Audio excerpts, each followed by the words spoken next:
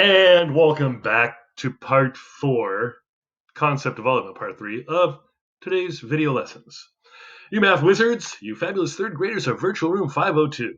Here we go. Genevieve makes 43 bracelets, and that's a lot of bracelets. She gives 13 bracelets away as gifts and sells the rest for $4 each because she is a moneymaker. She's a capitalist. She's a shaker and a mover. We need to find out how much money does Genevieve make in all. A lot going on in this problem. Remember we said it's a two-step problems. See, I'm doing 2 dance steps. Not very good. First thing we're going to do is make a tape diagram, not an ape diagram, as so many people think it is, but it's a tape diagram.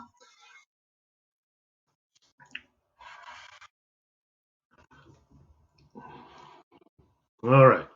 So she makes 43 bracelets.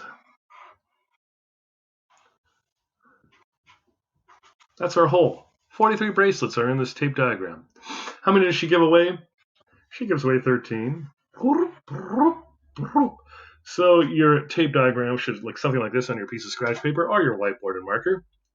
What we don't know is what this number is. But I do know that 13 plus this number will equal 43. I know that.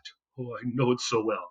So we're going to take the number 43 because this is step 1, 43 minus 13. You know, I was going to make a place value disk, but there's no need to. Place value chart and disk. Let's just subtract. 3 minus 3. I have 3. I take away 3. I have 0. 4 minus 1.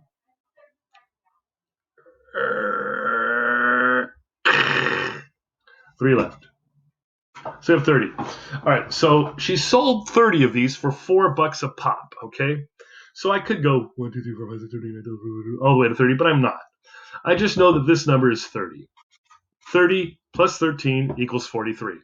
So now I have to figure out how much money she makes in all. This is part 2.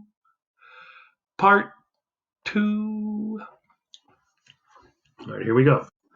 So I'm taking, 30, the amount of bracelets left, and we're multiplying it by 4, the dollar amount that she sells for. How do we deal with this? What's going on here? We're going to go 10 times 3 times 4.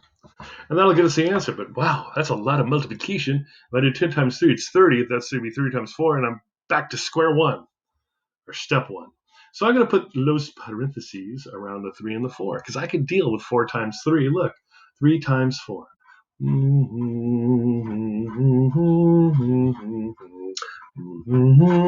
3 groups of 4. Well, no, I always do this wrong. 3 groups of 4. So we'll turn it. I did that on purpose. So we can turn it this way. 3 groups of 4. 4, 8, and 12. So this is 12 because we do the parentheses first. And now we're just stuck with 10 times 12. Well, let's think about it. I can do 12 times 1, right? And just boom, 1 0 left. Ding, ding. She rakes in $130. Let's use that term, rakes in, because it's kind of an idiom. She's not actually using a rake. She rakes in $120. Good for Genevieve. She worked hard on those bracelets, and she deserves that.